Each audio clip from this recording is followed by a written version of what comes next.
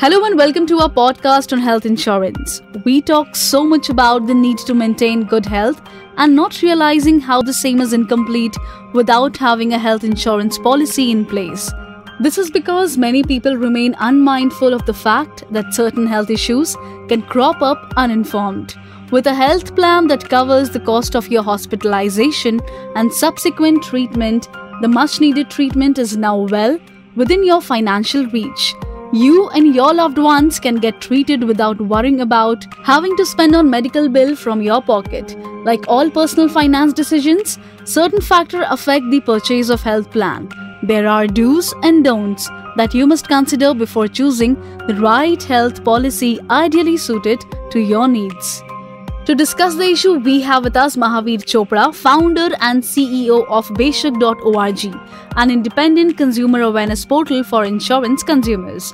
Hello, I am Anamika with you, welcoming to the program Financial Vaccination, a podcast that helps you to achieve financial well-being for a lifetime. This program is brought to you by Manipal Cigna Health Insurance. Welcome to the program, sir. How are you? Thank you, Anamika. Thank you for having me here.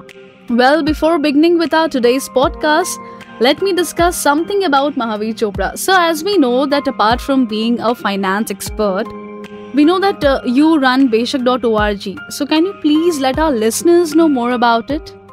Sure. So, with Beshak.org, what we are doing is that we are trying to get jargon-free, unbiased content to our users. Typically, what we saw is that although a lot of content is available online, most of the content either has a lot of jargon, is very technical, or is not written for the purpose of a user. It's largely written for sales purposes or written for promotional purposes. What we've tried to do is that we're trying to create content which is relevant for users, which people can use to make well-informed decisions. That's the mission and the goal of Beshak. They're trying to basically create a community of well-informed insurance buyers. Okay, well, that was a lovely insight. So, sir, moving forward with our today's podcast, we'll be discussing on the do's and don'ts of health insurance. So, first, we'll discuss on the do's of health insurance. So, my first question to you is that we all know the importance of including health insurance in our personal finance decisions. While buying health insurance, we pay attention to certain do's for choosing the same. So, what are those?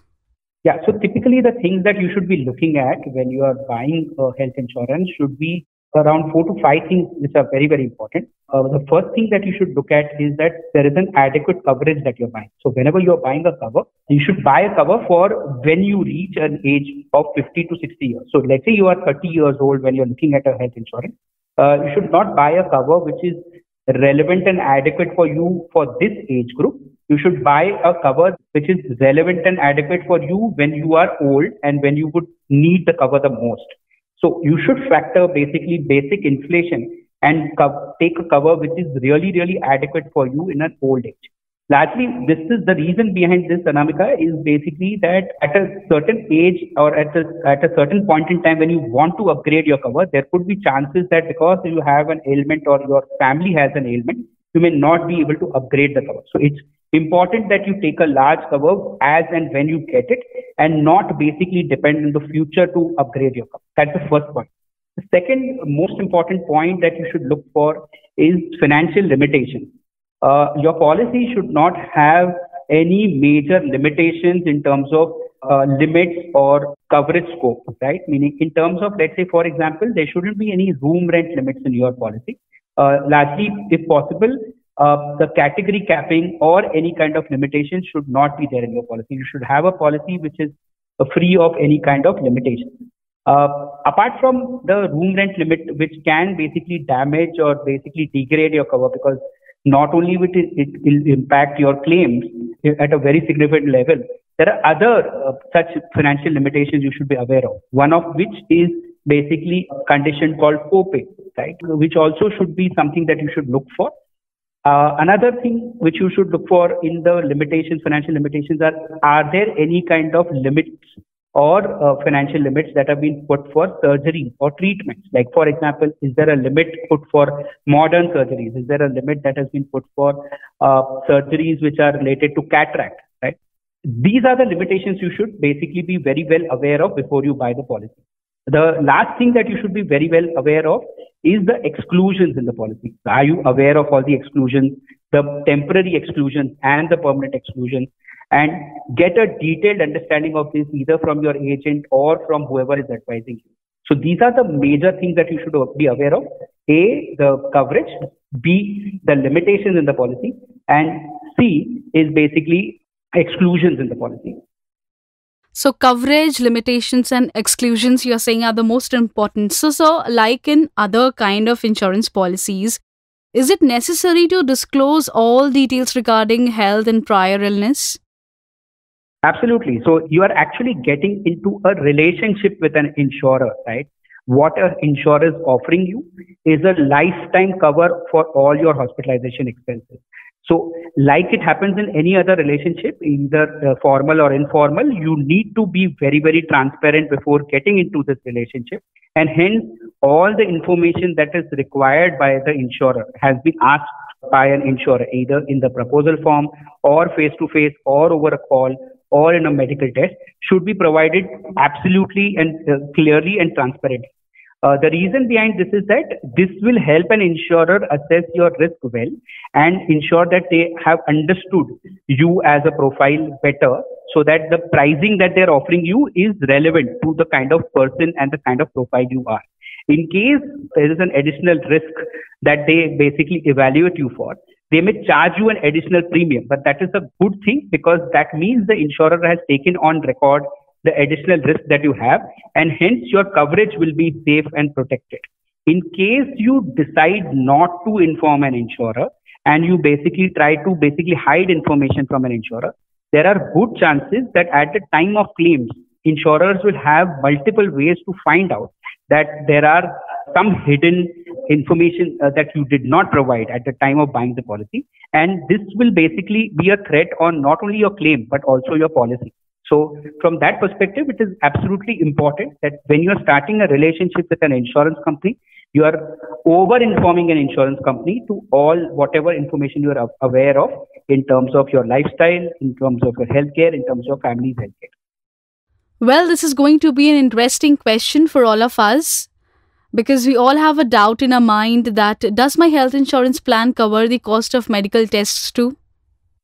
Yeah, so this question is, like you rightly said, regularly asked by people. Now, medical tests are basically of two types, right? Meaning there are preventive medical checkups, which we do so that we are basically updated about our healthcare. And then there are medical checkups that are required because a doctor has diagnosed those medical checkups, right? Between these two, the first one, which is basically preventive medical checkups, there are certain insurance companies which give a free medical checkup every year to all adult members in the family. So when you are basically looking at insurance plans, you could basically even evaluate plans based on whether an insurance company is offering you a free medical checkup or not. Now, there are other medical checkups, which are medical checkups required for investigation of a kind of health condition that you have. There are two types within this type of health checkup that would happen. One which would lead to a hospitalization, and certain medical checkups which may not lead to a hospitalization. All medical checkups which lead to a hospitalization, let's say I go for a medical checkup and let's say I get diagnosed with kidney stone and then I need a hospitalization. In that case, this medical checkup that was done to diagnose that I need a hospitalization will be covered in your hospitalization policy or health insurance policy. But if there is a medical checkup that is done for investigation, but it is not leading to a hospitalization, there is no need for a hospitalization, you may only be required to, let's say, go for certain medication or go for, let's say, some doctor consultation. And it is basically done on an OPD basis, like it is said in the healthcare hospital world. In those cases, it may not be covered by most of the insurance companies. So what is covered? If a medical checkup is done during hospitalization or leads to a hospitalization, that is covered. What is not covered? Any medical checkup that does not lead to a hospitalization, that may not be covered by your health insurance policy. So, sir, does my health plan cover the OPD expenses? Yeah, so you are basically talking about OPD expenses, which are expenses which are for regular healthcare needs that people have. So typically what people ask for is that, okay, regular dawai ka kharcha, the regular doctor expenses. I go to a doctor for my cold and cough, or go to a doctor to consult for, let's say, an injury. Is that covered? In most of the policies that are available, this may not be covered. And there are very, very few policies that today cover outpatient expenses, which are these regular expenses on a day-to-day healthcare expenses in the policy. When you are looking at covering yourself for these kind of expenses, you need to do a basic cost-benefit analysis of basically understanding that what you're getting in terms of coverage for medical expenses, the regular medical expenses, versus the premium that you're supposed to pay. If it looks good to you, if it looks beneficial to you, you should go for such plan. Otherwise, you could basically look at self-funding these kind of expenses. Okay, sir. So, sir, why should one check for a co-payment clause in your health insurance plan? Yeah, so there are co-payment clauses added by insurance companies for two reasons. One could be to keep the premium affordable, and the other could be to ensure that there are controls over claims. So typically, for a customer, having a co-payment clause is basically saying that you are on a financial partnership with an insurance company whenever there is a claim. So let's say there is a 20% copay in a policy and you go for a claim, and the claim is approved for, let's say, 1 lakh rupees. Copay is, let's say, 20%. You will have to basically shell out 20,000 rupees from your pocket, and the insurer is going to pay only 80,000 rupees. In such cases, what happens is that you always will have a very large out of pocket compared to the kind of expenses that you would have imagined you will pay much more than that. So if given a choice, you have two policies, one with copay and one without copay. Obviously, you should go with a policy which is without copay or with lesser copay, so that your out of pocket expenses are minimized. So, sir, my next question is very interesting because most of us wanted to know about it. That what should you check before getting your policy renewed? Right. So I think this is a very good question, Anamika. And the main thing that a person should look at when you are renewing a policy is that first is that you should review if all the members in your family are covered in the policy. If there is any new family member, can you add that family member would be the first thing. The second thing is basically to look at the coverage, right? Is the coverage adequate enough? Do you want to upgrade the cover either by buying additional cover on the same plan, or by basically buying a super top-up policy, an additional extension policy from the same insurer or from another insurer? Apart from these two things, other things like if you're not happy with a specific insurer or you feel that there are better plans in the market, then you could basically opt for something which is called portability, and which allows you to move your all your benefits from your existing plan to a new plan, like it happens in the telecom world, where you, let's say, have a SIM from one telecom operator, you can move to another telecom operator with the same number. In portability in health insurance, you will be able to move all your benefits from policy A to policy B, which may be much better or may offer better service. So these are the things that usually you should look at. You should look at basically whether all your family members are covered, whether the cover is relevant for the future. You should look at whether you should be opting for an upgrade or whether you should look at portability. These are the things that you should be looking at when you are renewing your policy. Moving forward with a set of questionnaire, we'll be discussing on the don'ts of health insurance.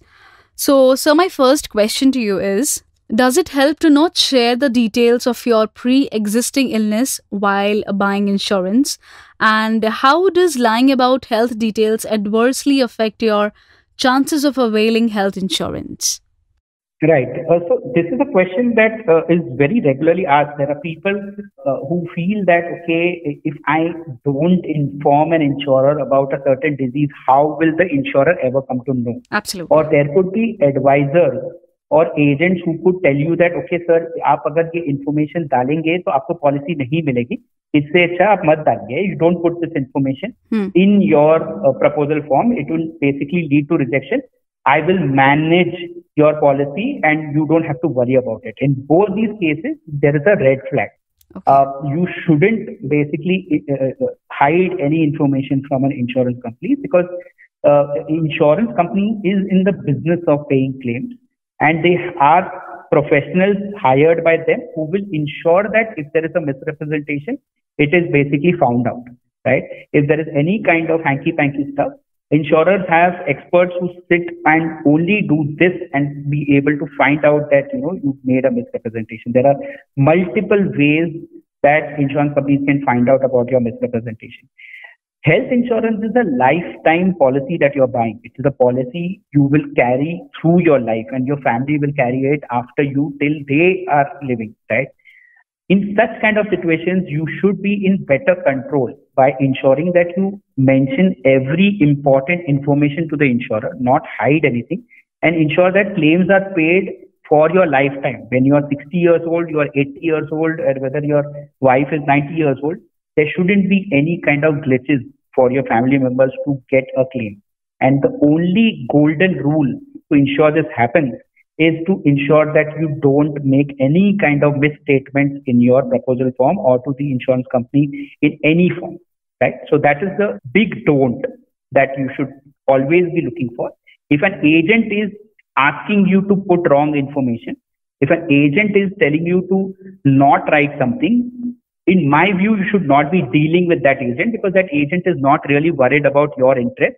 He's mostly worried about the policy getting issued and he getting the commission, right? So if you are choosing an agent, and if there is an agent who is basically giving you such kind of information, it's better to stay away from such advisors, find a better advisor, right? So that's my suggestion. So there are two don'ts here.